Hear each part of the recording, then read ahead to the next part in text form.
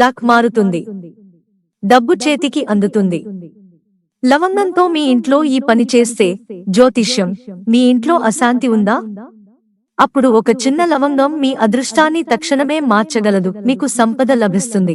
మీరు దురదృష్టాన్ని తొలగిస్తారు. జ్యోతిష్యం ప్రకారం లవంగాలు అదృష్టాన్ని కూడా ప్రభావితం చేస్తాయి.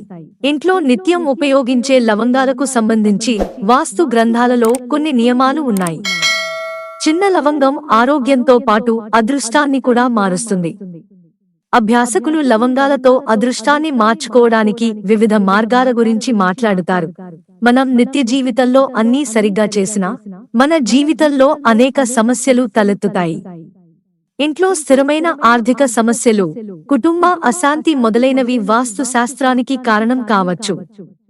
కాబట్టి పరిస్థితిని బట్టి పరిష్కారం వివిధ మార్గాల్లో పరిష్కరించబడుతుంది. కాబట్టి వాస్తవికంగా లవంగం చేయడానికి కొన్ని మార్గాల గురించి తెలుసుకుందాం. సూత్రం ప్రకారం మనం ఎంత కష్టపడినా మన శ్రమకు తగ్గట్టుగా ఫలాలు లభించకపోవడమే ఎక్కువగా జరుగుతుంది.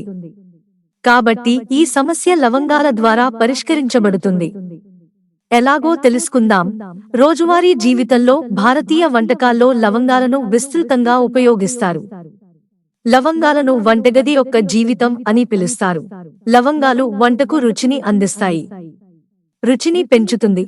ఈ లవంగాన్ని ఆయుర్వేద వైద్యంలో చాలా కాలంగా ఉపయోగిస్తున్నారు. అయితే లవంగాల ప్రభావంతో సానుకూల శక్తి జీవితంలోకి తిరిగి వస్తుందని మీకు తెలుసా? మీకు నరదిష్టి ఉంటే లవంగాలు దానిని వదిలించుకోవడానికి చాలా ప్రభావవంతంగా ఉంటాయి. ఇంట్లో లవంగాలు ఉంటే మంచిదని పండితులు అంటున్నారు. నెగటివ్ ఎనర్జీని దూరం చేయడంలో ఈ లవంగం చాలా ఎఫెక్టివ్ గా పనిచేస్తుంది.